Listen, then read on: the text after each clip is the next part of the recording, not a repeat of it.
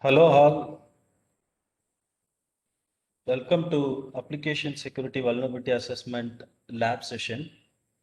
I would like to introduce Sandhya R. Ma'am. She is into cybersecurity enthusiast and specialist and having a vast experience in teaching cybersecurity to the colleges, university and corporates. And she is the certified instructor. Hello ma'am. Yes, sir. Yes. Ma'am, you can take up ma'am. Yeah, thank you. Thank you. Okay, so good evening, all. So I want an active participation from the participants. So you can, whatever the questions you have, whatever the doubts or anything whichever it is related to, you can mention me in the chat box. So I could able to see those things.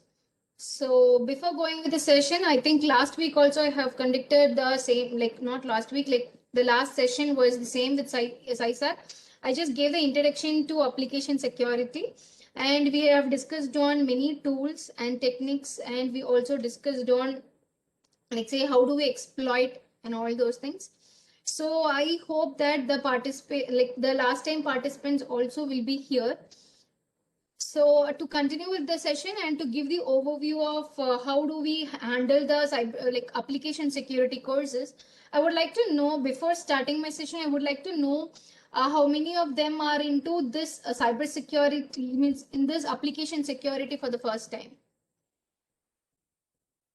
Or anyone is aware of this thing?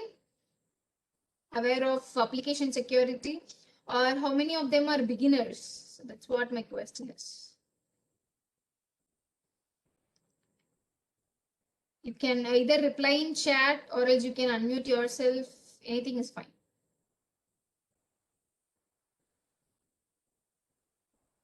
Okay, good to know that Pooja and Ganesh are a beginner. Okay, fine. Others?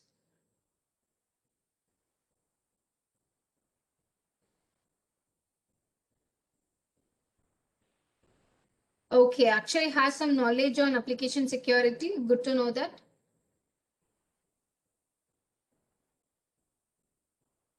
Okay. So let me assume that everyone is in the like beginner level category, and let me continue with my session. I'll be giving the hands-on session also. So I will let you know how again I will talk about application, then application security, and as a security analyst, how should you look into the application and where all the place you find the vulnerabilities. Okay. So as a security analyst, how do you deal with source codes, and how do you analyze vulnerabilities in that particular code? Or else, let's say, what are all the common vulnerabilities, or else like what are the top vulnerabilities in web application? So when you are knowing about the top 10, okay, obviously when you are analyzing that web application, you will check whether that the same vulnerability is being present in your application. So I will take one among the top 10 vulnerability, and I will show you an show you the demo of the same. I hope in the last session I have discussed about session hijacking demo with Hotstar application and so on. So I think the person who have attended my last session would able to recollect that. So today we will be discussing about another set of top 10 vulnerability, and we will see the hands-on.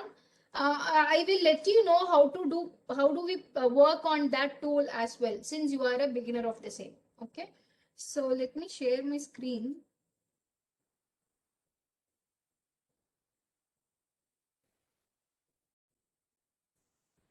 So in this session, whatever we'll be discussing is completely on the beginner level, and I will tell you about the basics of what it is.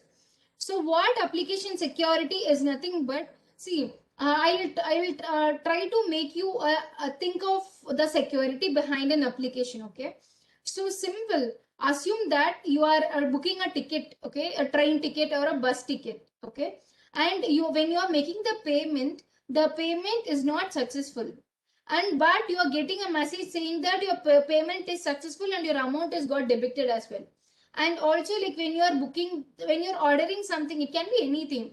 So you assume that the price of that particular product is 20,000 rupees, but when you are going to the payment, Luckily, it is the 20,000 is changing to 200 rupee.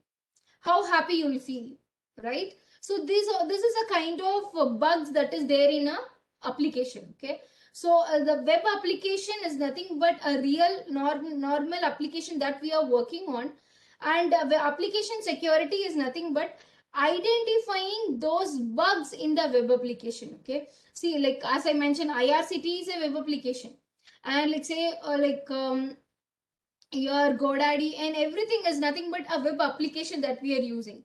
So if like what are the vulnerabilities, means what are the weaknesses that is present inside an application is what we are looking for. Okay, so the keyword vulnerability means bugs or weaknesses, we can say. So whatever the weakness that is being present in a application is what we'll be learning with application security. So as a security, I know that, okay, now if it is an application security, it means that I'm going to identify a vulnerability in a website, right? So vulnerability, again, it means a weakness. So again, when I am identifying a vulnerability in a website, how should I look into it? So what is the procedure? I know, okay, obviously the application will have a set of vulnerabilities. So in that case, you need to look into some sort of criteria to check whether your web application or is the product that you are looking is having some vulnerabilities or not, right? So I will guide you in how do you process with that vulnerability assessment. Okay, so again, I repeat, application security is nothing but identifying a vulnerabilities or a weak points in the web application is called application security. Okay, so why the attackers target? See, I will just show you a small demo of a simple attack. How many of them have heard of the attack named DOS attack? It's called DOS, denial of service.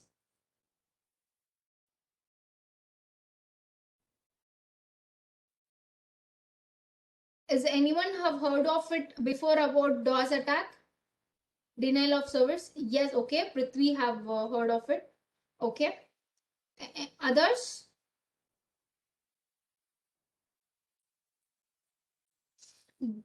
Okay. If Arun Kumar also have heard of it. Is there anyone who have not heard of this attack? DOS, denial of service attack? A common web application attack.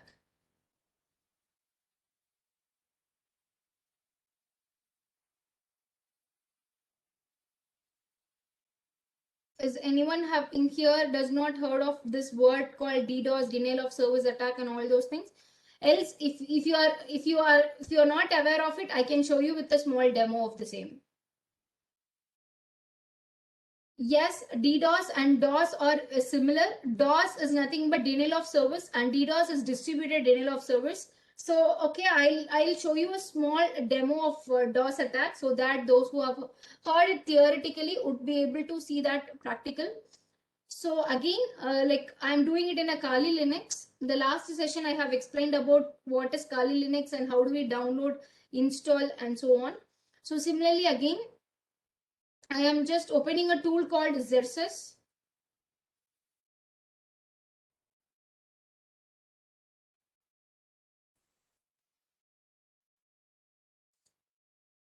If you just Google for Xerxes DDoS tool, you will be getting this GitHub link. Okay, I'm just sharing the same with you in the chat box.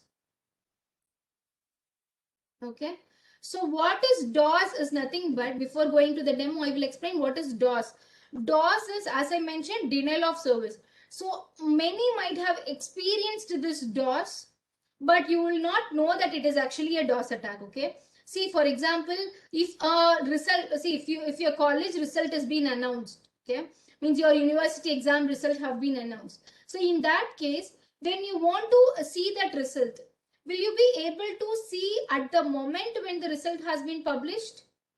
No, right? Obviously, there will be some kind of hiccups. It will say that the website will be continuously loading, or else you will get a message saying that the website not reachable and so on. So what is that is nothing but, usually as a server, I am capable of handling only 100 requests at a time. Assume that my threshold level is only 100. In that case, instead of 100, suddenly I'm getting a 1 lakh request at that time. So what will happen? The server will not be able to respond to the request because the downs has been overwhelmed. See, if one people are asking question, I will be able to answer it for sure. If 5 people together asking the question, I will somehow manage to do. Assume that my threshold is only 5. It means that I am capable of answering only to 5 students at a time. In that case, instead of 5 people, suddenly 50 students started asking questions to me. I mean, started throwing questions at me. So what I will do, I will not answer to anyone. Instead, I'll be idle, right? The same scenario to the server. So see, when I am designing the web application and I'm hosting in the web server, I will be setting up a threshold level, okay? This application could able to handle a certain threshold level of means a certain request amount of 1000 requests per second. But when the result has been published, instead of 1000, I'm getting 10,000 requests at a time, which I am not capable of handling. So thereby you are getting an error message saying that server not available, host unreachable, and so on. So this attack is very common in all the web application. The reason is that DOS attack will be a temporary closure of application, or else it may be a permanent also. Many people are not aware of it as well. Okay, so I will just show you this demo. As I mentioned, this tool will help me to send n number of requests to the web application. Thereby, it will not able to respond it and the server will become unavailable. Okay, a small example I would like to show you.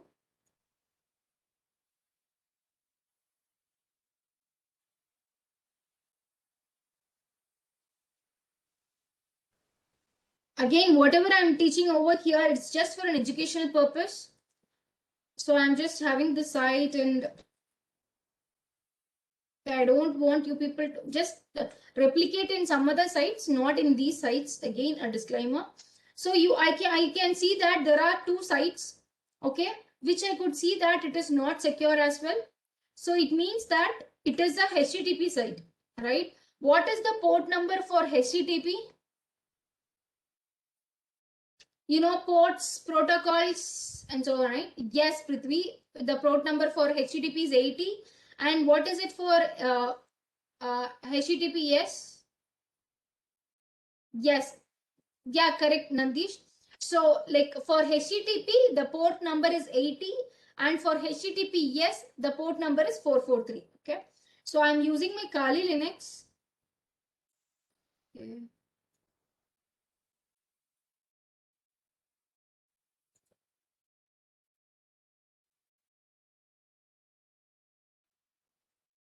So you could able to see that I have this Xerxes tool. I hope you people are aware of how to pull this Xerxes to this. Just type on to git clone.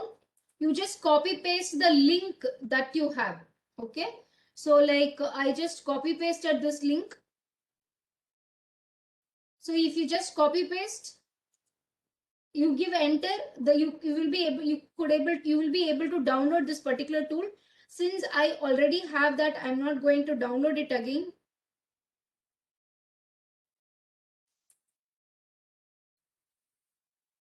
Okay. So the same, whatever the list it was mentioned over here.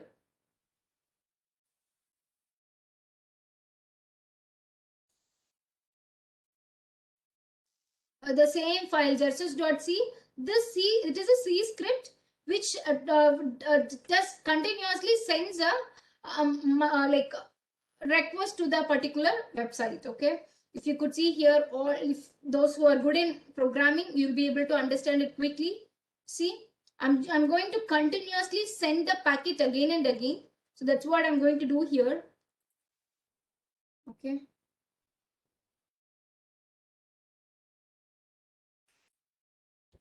So I'm just going to run this particular XSS on moneygroups.in site. See, as soon as I just gave this, let me stop over here and I'll explain this command.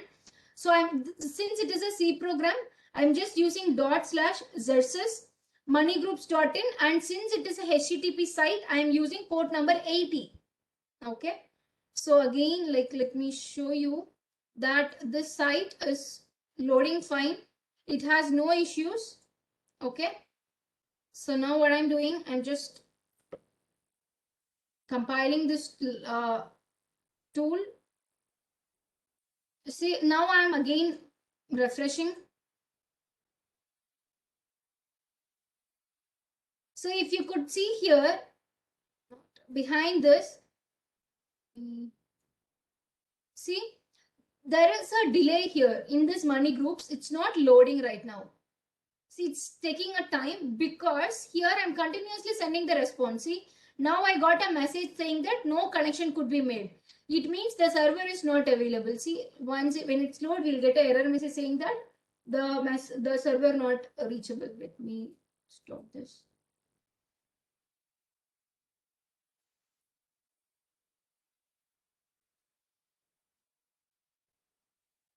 See, now it shows that the site can't be reached because what happens here is nothing but DOS attack. See, I'm continuously sending the packets here. I'm just continuously sending the request. At one point, it will reach the threshold level. So it could not able to respond to the requests. Okay. So DOS attack is, let me show you.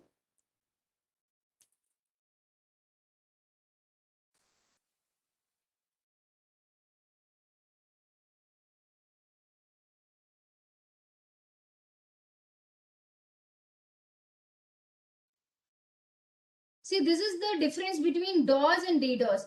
DOS is from the attacker, there will be one target server, I will be sending it. See, from one machine to one server. So that is DOS. If the DDoS is nothing but many to one. See, if I am doing an attack in moneygroups.in, that is called DOS. Okay. So when we all together, we like around 30-40 people, when we all together form a network, and if we attack the server, target server, then it is called as DDoS, distributed denial of service. It means from the distributed network, when the attack has happened, it is called as DDoS attack. Okay. So now let me see, after a time, this is called as temporary DOS. It means I'm just making the server unavailable for a small number of time. Let me do the same thing for this website.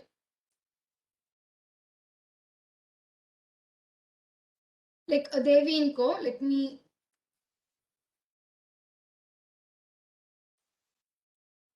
again, this is also HTTP site. I'm just see, if you could see here, there is no delay. But when I am doing the same, let me do here. Continuously sending. I'm just refreshing. Yes, it's loading. It's loading. See, the site can't be reached because the reason is that, see, it's continuously sending the request and it is occupying the server. So that is why we are getting this kind of. So this is one common attack that happens in your web application. So when you are, let me stop this.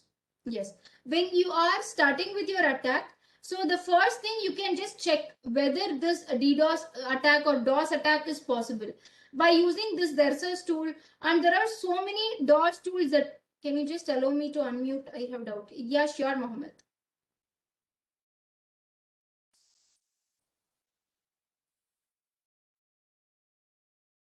You want me to unmute or you have the option to unmute yourself?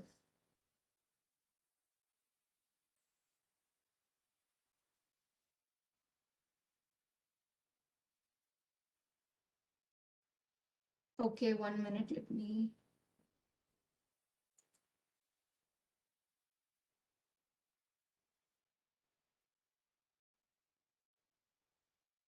Mohammed.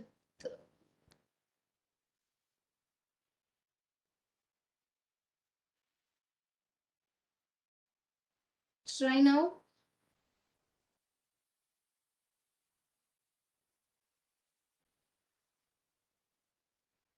Yes, we can able to do it, Rishi. Yeah, I think Usman, yours is. Yeah, I got it. Yeah. Thank you. I have a doubt. See, if I have something called a free hosting service like 000 Web Host, Okay. a 000 Web Host is their company domain, right? When I host a website for free, they will give me as a subdomain called testserver.000webhostapp.com. No, I didn't get you. Can you please come again? Sorry. No, as you told this attacking like something domain.com. So where my website is hosted, that server is targeted, right? Yes, of course.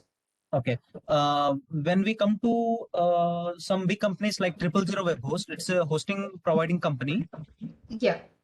Okay. There is a free plan as well. How does a free plan works is when I want to host my website for free, they will give a subdomain of their Okay. company. Yes. Like say test server dot their company domain.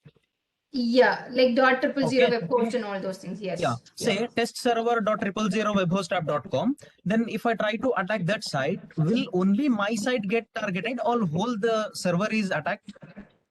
Only your site will be targeted. So, and another important thing, when you are hosting it, right, you'll be using the cloud servers. And then like whatever the domain I'm giving, let's say for example, this Money Group website is being a one single website that is being hosted. So I'm targeting it. And mainly this domain name will be converted to the IP address first initially.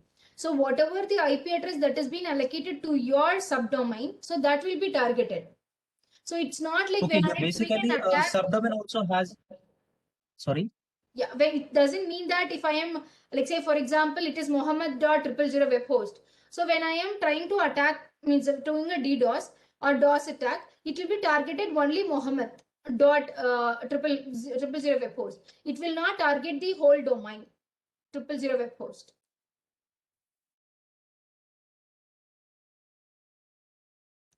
Did you got my point, Mohammed?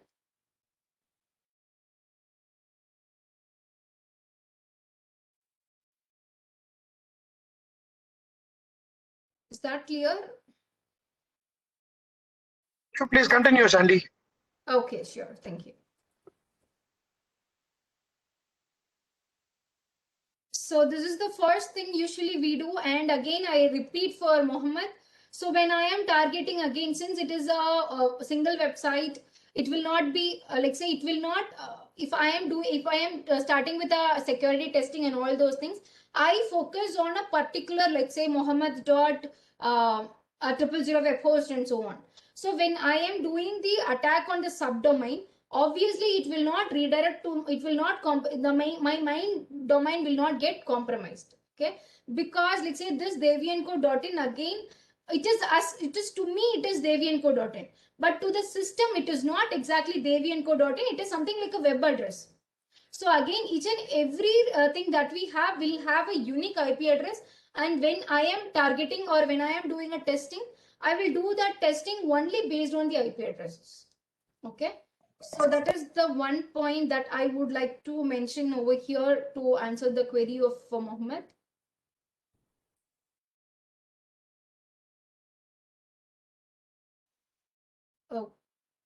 Okay, what does one do in a job on a daily basis? Yes, I will answer to that question, Manish. Actually, it is a good question and at the right time. For sure, I will answer that at the end of the session. So hope I am going to continue with my current session. So as I mentioned about the DOS, so initially when you are starting analyzing a web application security testing, the first thing you go for DOS testing, because this is, like say if it is, there are 100 websites, out of 100 obviously 95 sites websites web applications will be a vulnerable one for this DOS attack. Okay, and how do we mitigate this is nothing but, let's say, because as a security analyst, when you are learning about the attacks, obviously you need to know about how to mitigate that as well. So when you are mitigating, like say, how do you mitigate that is nothing but there is a concept of load balancing. Like when you are load balancer, just this load balancer is nothing but, like say normally, like say if I could able to handle 5 requests, what the load of 5 requests only will be sent to me, and the next 5 thing will be given to another set of server. So instead of one, I will have like a series of web servers, and thereby if I'm getting 1000 requests, if I am capable of handling 500 requests will be sent to me as, like, say, a web server A, and the rest of the 500 requests will not be again sent to me. The reason is that I will get overloaded and I will become idle, right? So in that case, I will balance the load to another server. So what happens? The complete load will be handled by 2 or 3 servers. Thereby, it will not cause any DOS attack. Means there will not be any interruption in the connection. So this is the first thing that we do. And again, the Xerxes tool that I have showed just to have a 10 seconds or, let's say, 1 minute interruption, means that the server will be down for 1 minute or 2 minutes. And as a security analyst, you can write your own scripts, and you can have a time limit, like, say, how far the web server should not be available. You can decide as a security analyst, and you can also test how long your server could able to withstand with a certain number of requests. Say, for example, initially you give 50 requests. Okay, like there is a tool called JMeter. I will mention that also. Okay, so what does this tool will do is, like, initially it will get 10 requests. It will check whether it could able to handle. Then I will increase the threshold to 50. Then again I will send that 50 request. We'll check whether it is possible to handle that 50 requests at a time. Okay, so this is how, as a security analyst, we handle and we try to set up the threshold level. So when you are a security analyst, and that too you are in a application security analyst, the first thing you go for DOS. The second thing is that you have a series of top vulnerabilities. I think many might have heard of it called OWASP Top 10 Web Application Vulnerabilities. I will just come to that point again. So again, why this? There are so many targets, or why do the application is get targeted is nothing but, as I mentioned, because of the application features. There will be so many features in an application which makes it difficult for the attack developer to test that application. So that is the first thing, the complexity of the application, because as a user, we expect so many features to be inbuilt in a particular application. If it is let's say, for example, IRCTC, let's take an IRCTC application. In that IRCTC, I expect ticket booking, train ticket booking, I expect bus ticket, I expect flight ticket booking, I expect hotel booking, I also expect the tourist package and all those things. When the features are increasing, the complexity of that application will also increase simultaneously. So when the feature and the complexity increases, for sure there will be a security issue. So that is the main reason why we target for application security. And then there are so many automated attacks are there possible. Then the second thing is that the next things are high value rewards for sensitive data breach. You know that, right? Nowadays information is wealth. See, like, say, okay, so what happens is that initially, let's say, if a database is there, if it has been breached, no one cares about it, and it is not a big deal also, let's say, before 10-15 years. But now it is not the case. Let's say there are even a 10 people data has been leaked out. That is even more like, what I can say, even more a big threat to the entire world, because now with information we can do everything. So with this, where I can able to generate or populate the information is nothing but my easy target will be always a web application. So I always focus on web application vulnerabilities only. Okay, so what are the common, as I was mentioning about the web, as I was mentioning about the web application vulnerabilities, these are all the common vulnerabilities like SQL injection, cross-site scripting, remote file inclusion, and cross-site request forgery. These are all the common attacks, and as well as I will show you the OWASP top 10. OWASP is a forum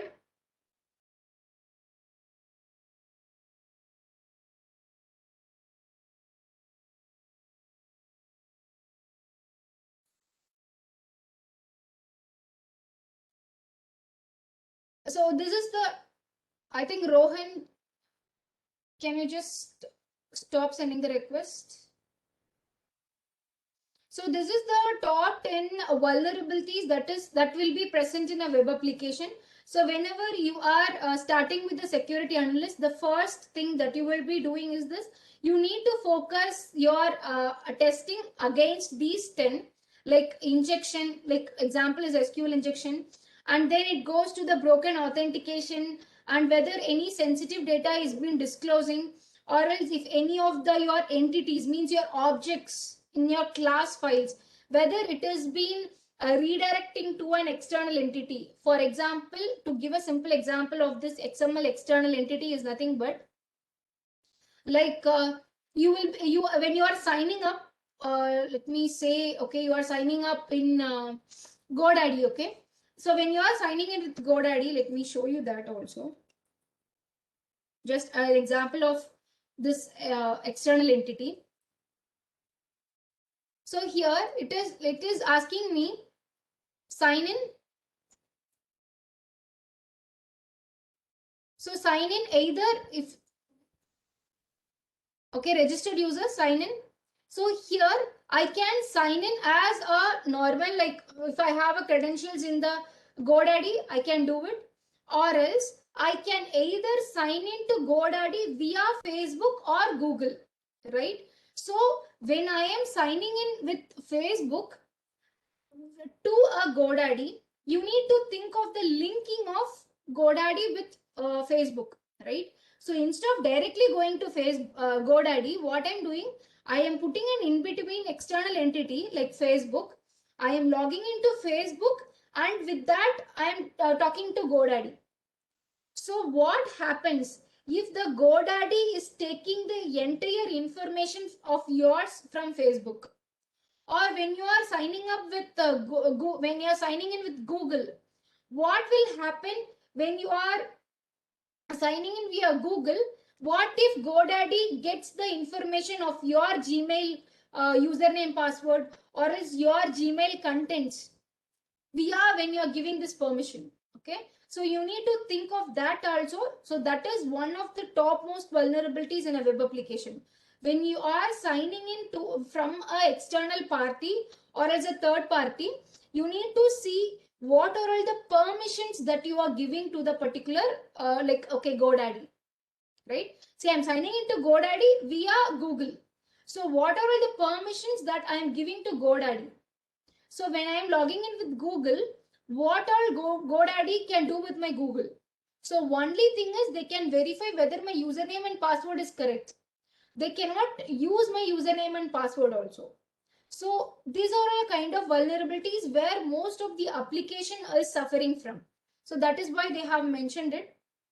And broken access control, security configuration, cross-site scripting, all these are all very important and top vulnerabilities. So whenever you are doing in the web applications, so we need to do one do the testing of each and everything, and we have cross-site request forgery and so on. So I'll just start with a demo of a small SQL injection attack. Okay. So as I mentioned, this is the top first thing, injection. So I thought I can take that.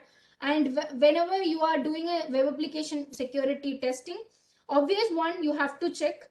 So how do I test? Okay, you might think of like, say, okay, she's continuously talking about testing. How do I test a web application? Okay. So for that, we have different types of approaches to be followed. First thing, it can be a manual analysis or as an automated analysis.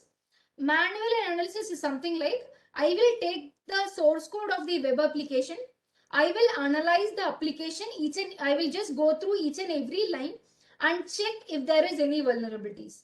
And let's say I will take a guidelines from OWASP, and I have a thing called CERT. standards. Okay, let's say certs standards, and I have a standards called SANS standard.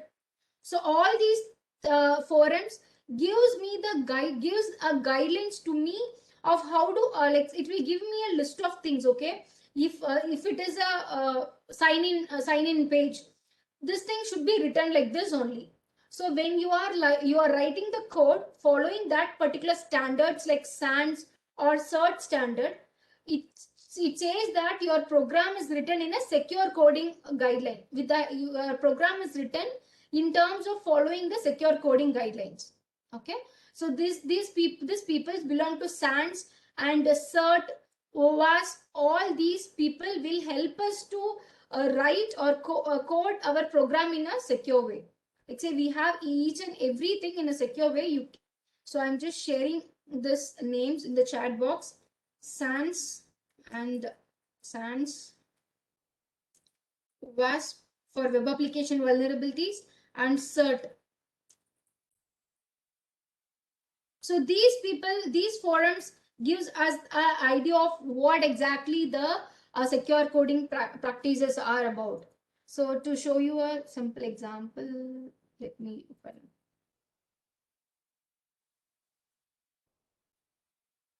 Okay, so you can see here like integers.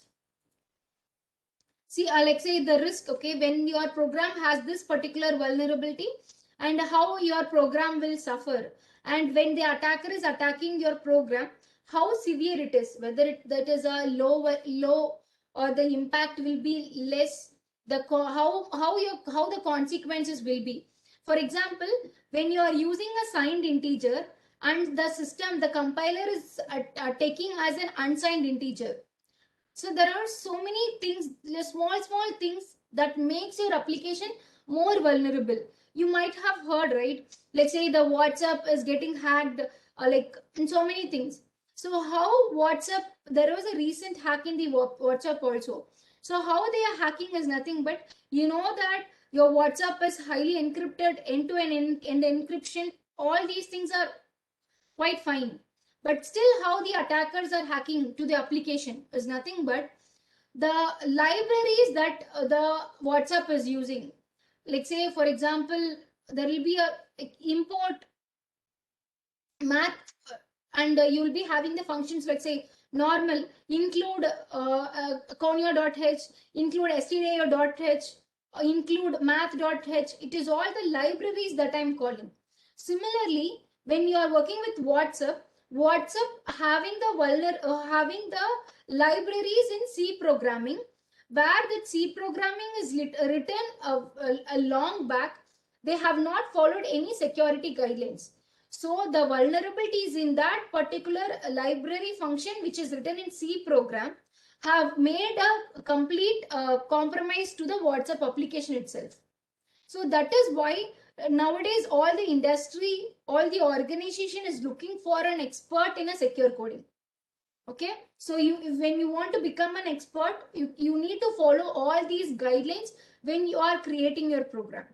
So when I am doing an application analysis, if we are manually, I will just follow these rules and regulations. Like say if it is an array function, what is to be followed and what is the do's and don'ts. I will just check to that.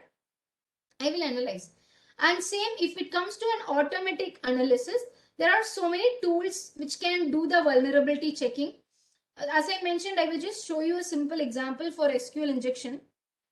One common vulnerability in all the web application like your DOS. So SQL injection, you know, right? SQL is nothing but a database.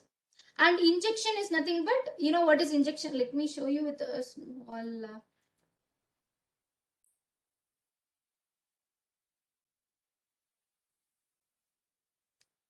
like,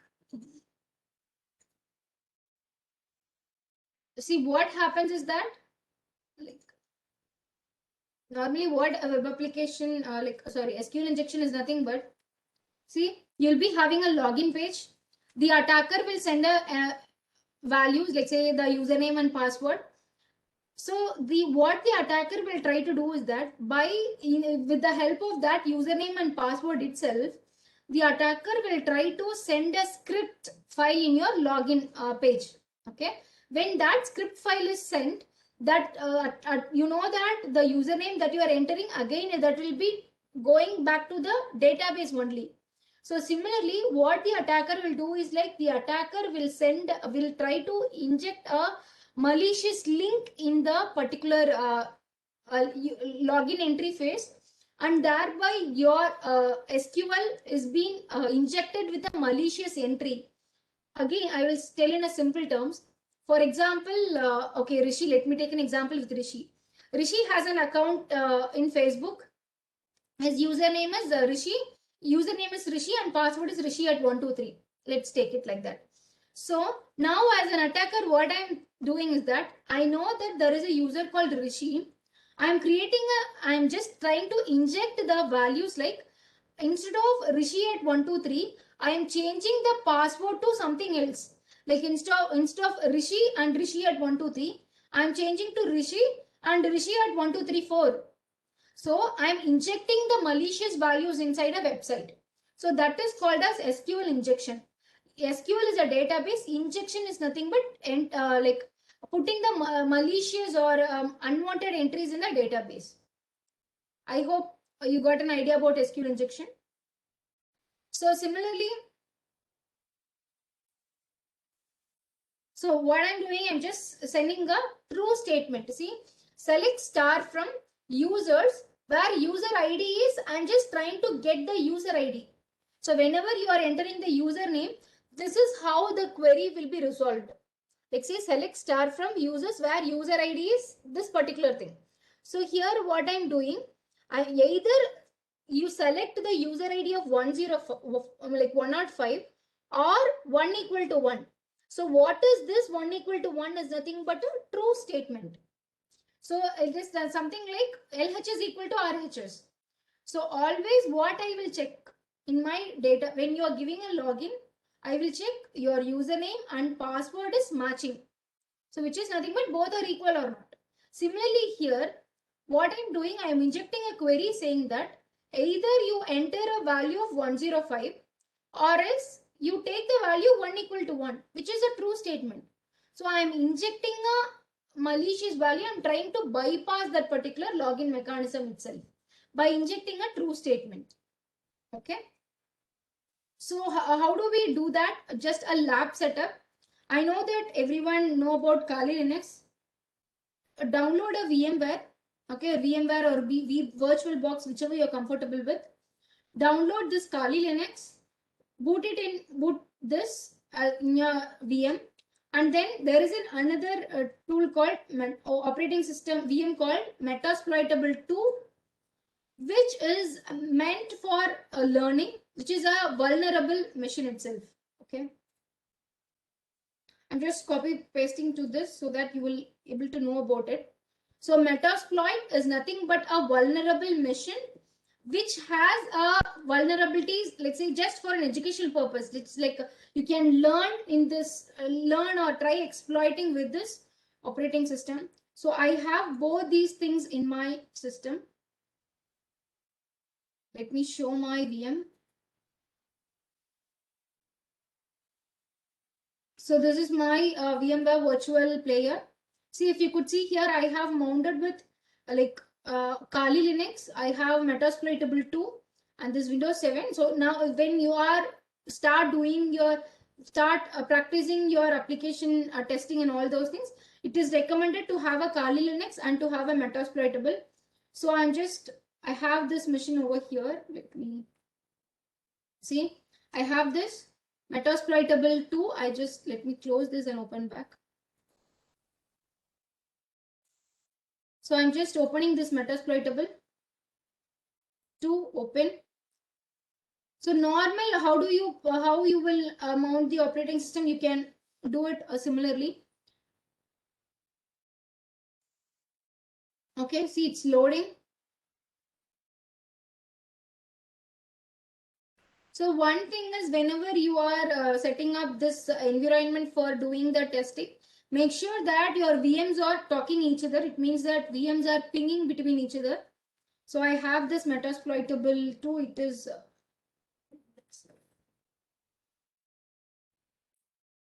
see, the username is MSF admin because it's a default username and password, and it's given over here itself.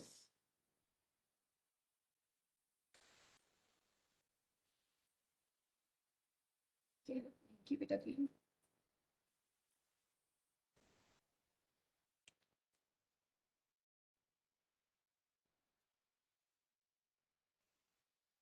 Okay, my login is MSF admin. Yes, I just got in. Let me check my network because both the things should be in the same network. So it is 192.168.89.131. Let me check my Kali Linux. Again, I have opened it. So now I am working on Metasploitable and my Kali Linux. Okay. So what I'm doing is that, let me see, this is my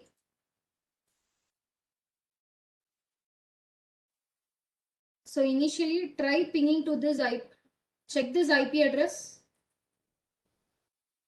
See, this is also in the subnet of 89 and make sure both the things are in the same subnet. If you could see here, this is also in the same thing. 192.168.89.131. I'm just ping 192.168.89.131. So it's pinging. So it means that both are in connection. So whatever I'm doing, it's going to reflect in the Metasploitable 2 as well. So what I'm doing, I'm just opening my browser. See, I'm giving the same IP address 192.168.89.131. Just reloading. See, if you could able to see the same thing, Metasploitable 2, and these things like PHP might been multi-day, and DVWA is like a damn vulnerable web application. Those who are a beginner to the web application, you can start with this damn vulnerable web application and you can keep your level as a low and you can start it, because again it is meant for learning only. So for this I'm using this multi-day. In this OWASP top 10, the first I'm choosing A1 injection, just injection attack.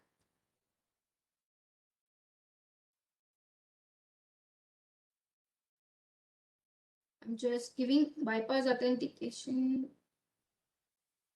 extract data. So I have this. So whatever the one you want, initially you learn about the theories and then you come to this attacks. Okay. So what I'm doing, I need to check. Initially, I'm just going to extract the data. It means I'm going to check whether a application is vulnerable in leaking the data. Okay. So for that, I need to use two tools. One is called as Burpsuit. Burpsuit is the one common and predominant tool for web application security. So one is Burpsuit and the one I'm going to use is SQL Map. Both the tools are inbuilt in Kali Linux. So I'm going to open up my Burpsuit. Burpsuit, to give an introduction to Burpsuit, Burpsuit is a intermediate server, or we can also call it as a proxy, which could able to capture the packets between the web application and the server, like a man in the middle. Okay, so I'm just opening my things. I have my web application analysis. I have this Burpsuit.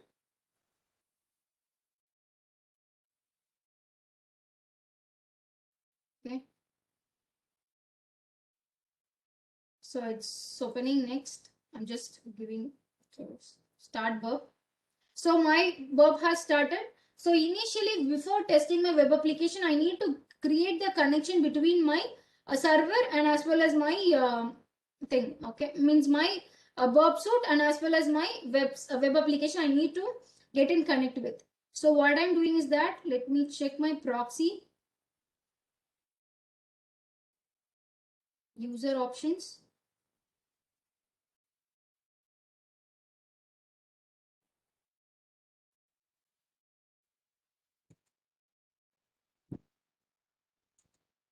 See over here in my Burp Suite, I have in the proxy tab, I have options.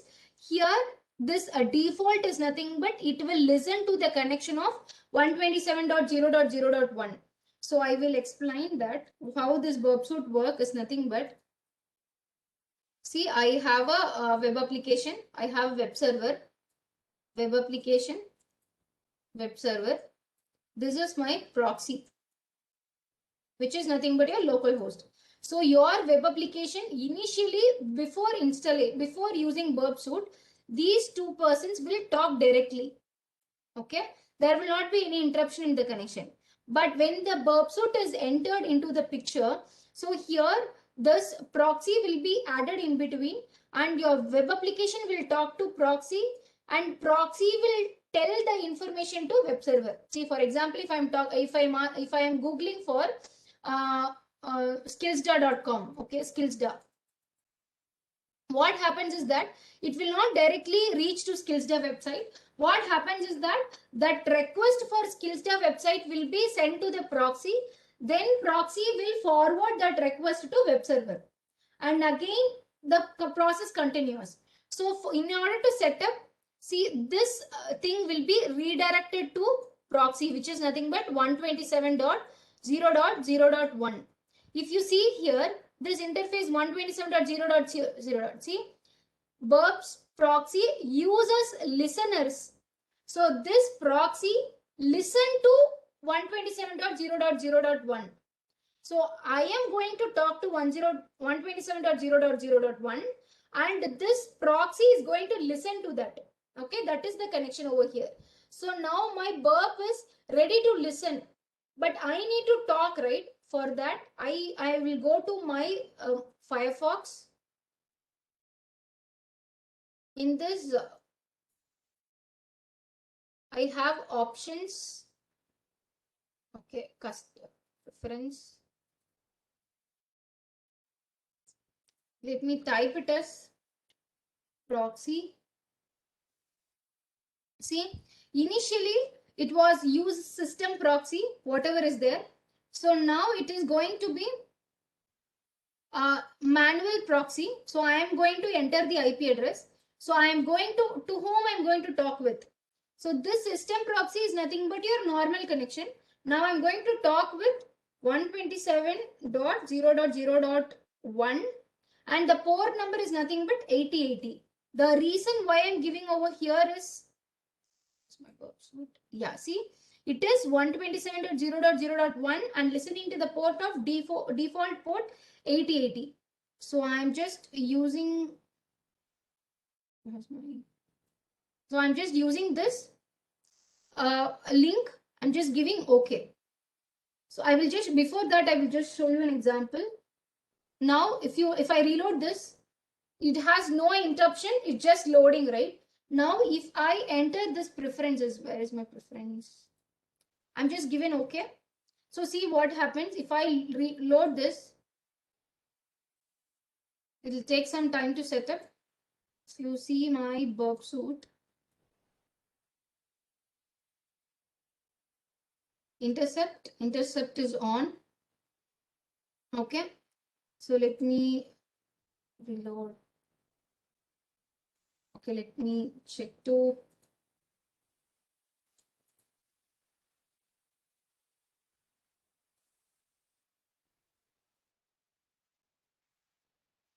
Okay, it's loading now. So it will take some time to set up. So what will happen is that, see, whatever I'm entering the username and password, right? All these things will be able to see in my Burp Suite itself. Okay, so it will take some time to get in the connection with.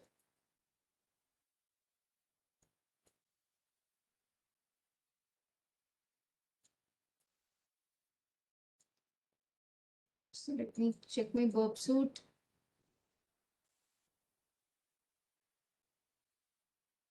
Does not support running sandbox. Let me show the same in my environment.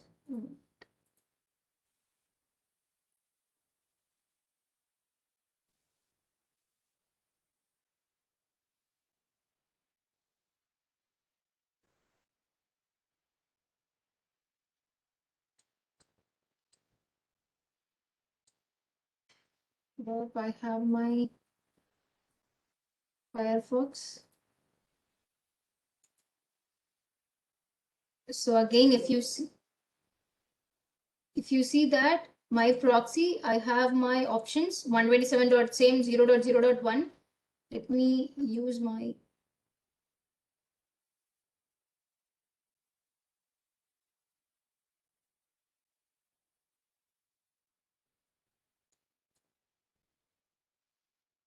Firefox. I'm going to options, proxy.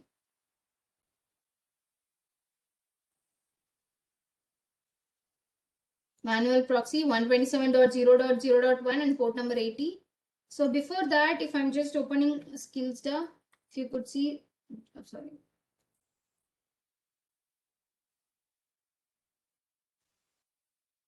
See, this is opening. There is no issues. Let me open and give OK.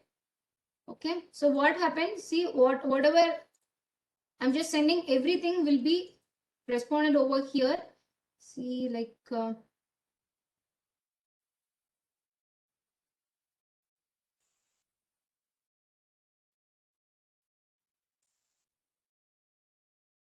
So now if I click onto it, it is not directly going. Okay, let's say if I give open link in new tab.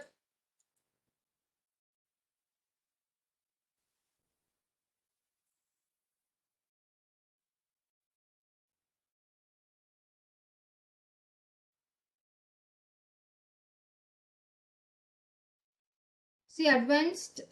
So it will just check. Let's see, it will tell, okay, it will not go to that particular site directly. The reason is that the connection is now with a proxy. See, I need to forward that. So once I forward that connection, then only you will get a connection. Now, what the server is talking to this particular client means that proxy. So the proxy should forward that request. See, I should continuously forward that. After some time, you will get, okay, let's say the request, everything will be repeated over here. See now, let me click onto it. So it just takes to this particular website. So I need to continuously click on forward. After I'm clicking a certain number of forwards, then only you will get the results. Okay. So when I am doing it, after this, after a certain time, I'll be when you are, like say when you are you working with web application, all your request will be sent via this particular thing only. Okay. So when the request is being sent, see, let's say headers, if you see, whatever the request that I have sent, all these things will be visible in my burp suite. So I can able to check if there is any kind of manipulation, or else let's say my raw, if I want to see send intruder, send a repeater, or request in browser, if you want to change anything, if you want to intercept, if you want to modify any of the values. For example, you are doing something in your Amazon. Your cart value is 20,000. Instead of 20,000, it is if via this burp suite, if you could able to modify this response to 20, it means that that application is vulnerable. So again, if you are trying to how do you make that modifications, or how do you inject the malicious entries, is nothing but response to this intercept. You need to click on to this, and you have to modify over here. Okay, so you do modifications. You will try to check if there is any vulnerabilities that is being present or not. Only with the help of this tool of burp suite you can do. So when you are starting your thing with web application, you need to start with this burp suite tool. You explore the options that is being present. See, there is an option of a repeater, where it will try to do a DDoS attack. Intruder, so where you want to intrude that particular connection, you can intrude it.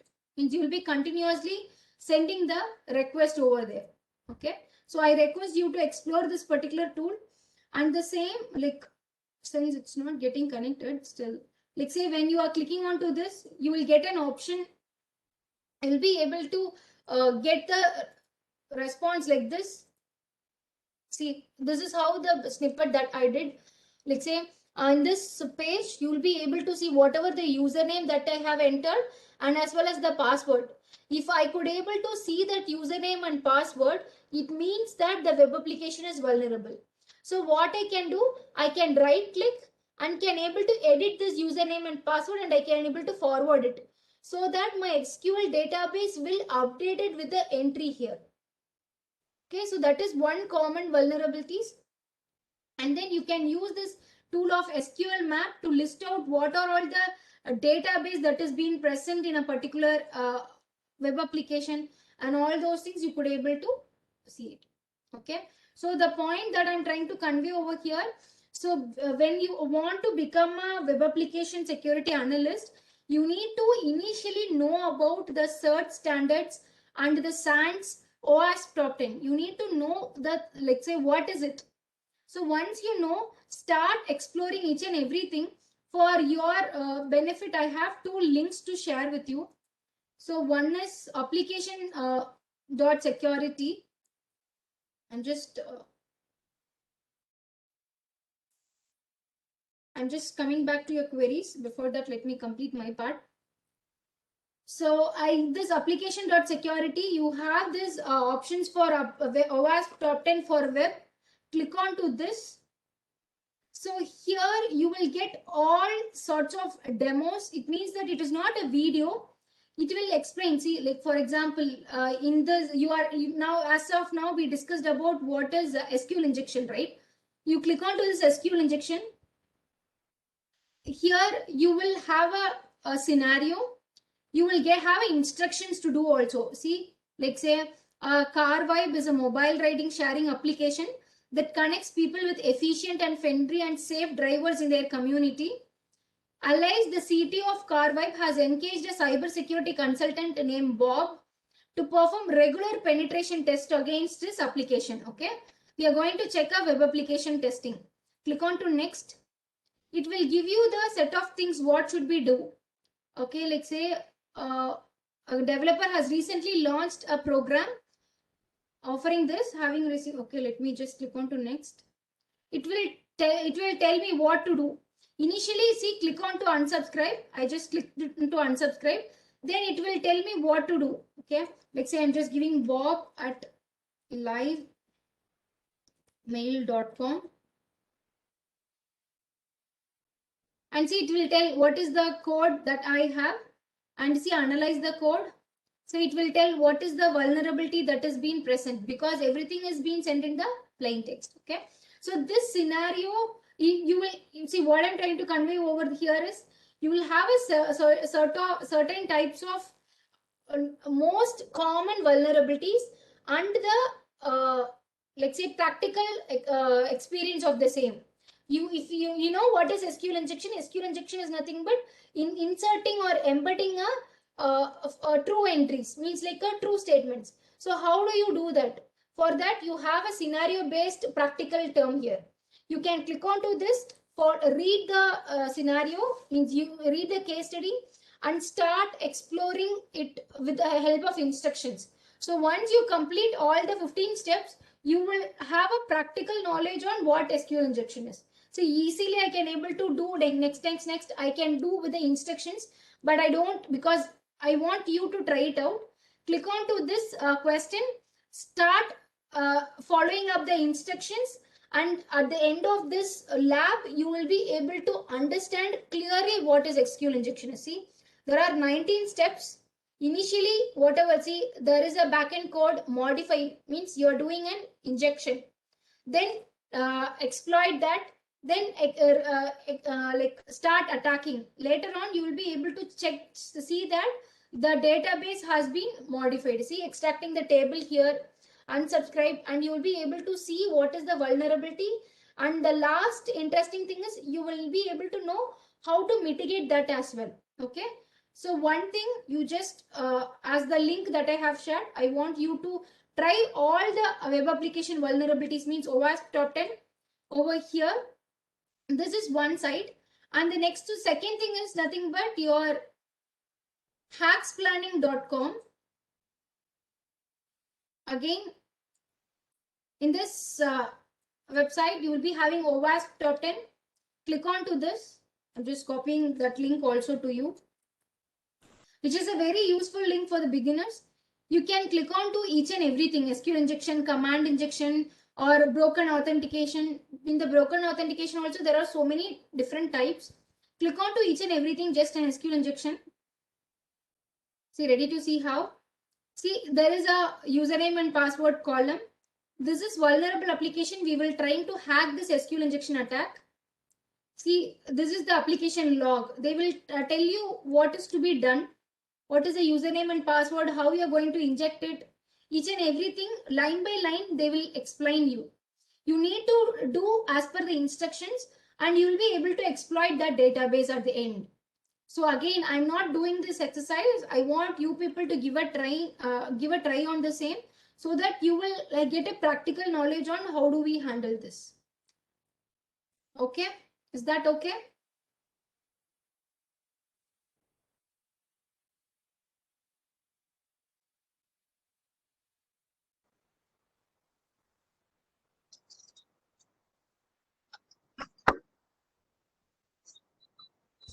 So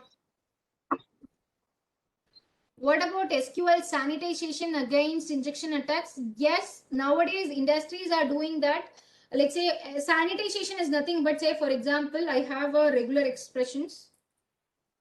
It is also called as in Java and .NET, we'll call it as regex. Okay, let's see.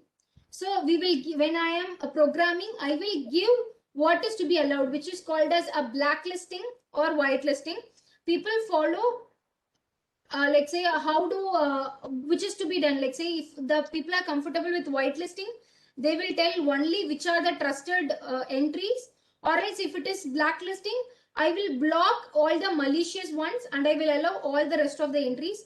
So most of the organization are working with SQL sanitization, as you mentioned, but I want you to be aware of that. So using SQL sanitization, we can mitigate it, but most of the people does not know what is SQL sanitization itself. Let's say, let me explain that. For example, let me check.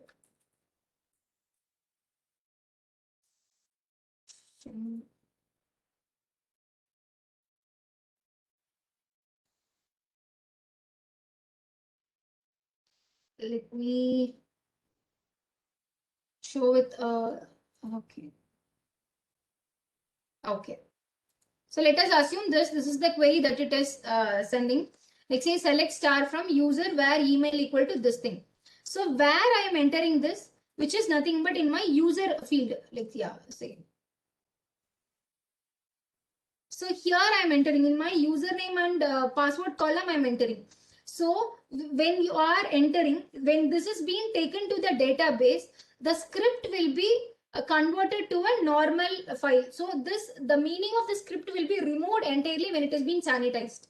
Okay, it means that it will not be taken as a script, rather it will be taken as a value, so that this injection will not be successful, because it is not taken as a like R1 equal to 1. Means it is like, it is not taken as a script, rather it is taken as a normal values. Let's say like Sandhya, it is taken as R equal to 1, just a datas. So when it is taken as datas and not as a script, the injection attack is not possible at all. So that is why they go for a SQL sanitization concept, which is also called as blacklisting and whitelisting of entries. Okay, hope I have answered the question of Vinayaka. And the next thing, in the last session, I didn't understand how to boot the VMware. Can you say it once again, how to boot it in VMware? Yes, sure. I can explain that. Let me close this. Suspend. So I hope, Rishi, you might have installed with VMware. What I'm doing is that I'm just clicking onto my VMware player. So those who are new to this, again, you can follow this. See, when I recommend you to download this VMware player, whichever the operating system you use. So from here, you can download your virtual player. So once you have downloaded, normal double click, continuous click, you will be able to download this VMware. After downloading this VMware, click on to create new virtual machine. Okay. So in this installer disk, okay, it means that which operating system you're going to boot. So in the installer disk, browse. So whatever the operating system you want to boot, you can do it. So I have my Kali Linux. Okay, I'm just trying with Kali Linux again. Open. Next. So what is the version? It is Linux version and it is Debian. It's Debian 6 is what Kali Linux is. So you can click on to this, and if you are installing Windows or Metasploit, again it is a Linux version, you can give Linux and you can continue with the same. So I'm just clicking on next, and any name you can give, Kali demo machine. Any name you can give. Next. So, and what is the size that you're going to give for your operating system? Either it can be 20 or 50 GB, it depends upon your usage level. And it is recommended to store everything in a single disk so that it will be easy when you're working on. Next. So that's all. Your Kali demo machine will be there. You just click on to play virtual machine. So once you're done, it will start asking you options. You click on to install. So that's it. It is like a normal operating system install. It will start installing with your Linux. It will ask certain things. It's a normal English. Okay, it's India. Okay, American English. So that's all. Normally, like say whatever the question it is asking, you can answer to that question. And a few options will be recommended. It will also given as recommended. You can follow the same steps and you could able to do it. So it's continuously does the same. Okay, whatever it is asking, you just answer to that question. So obviously your operating system will get created. Okay, I hope Rishi it's clear now. If anything, you can ping me separately as well.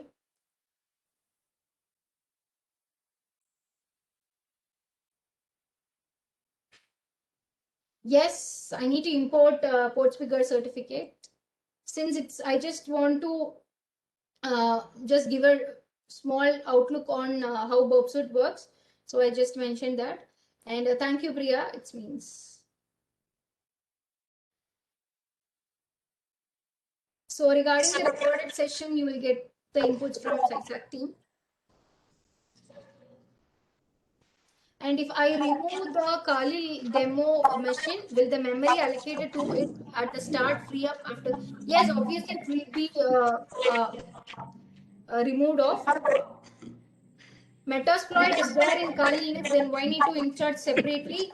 Yes, Metasploit is there. I'm not installing Metasploit. I'm installing something called as Metasploitable, which is a vulnerable operating system. Metasploit is a tool, whereas Metasploitable is a virtual machine, which is a vulnerable one, which is meant for practice purposes.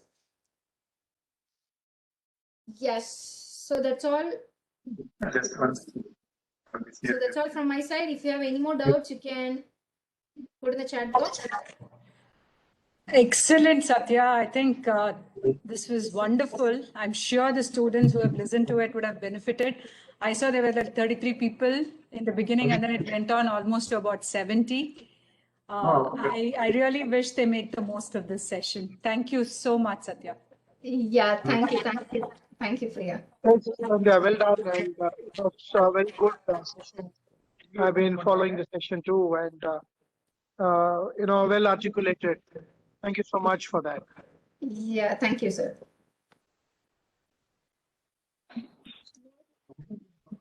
Once we can conclude the session. Yes. Yes, sir. Thank you, Sandhya. Thanks for team for conducting this session. The recording of the session will be available on SciTech YouTube channel. I'll share you the link tomorrow. Okay, thank you so much, everybody. Yeah, thank you. Thank you all. Thank you.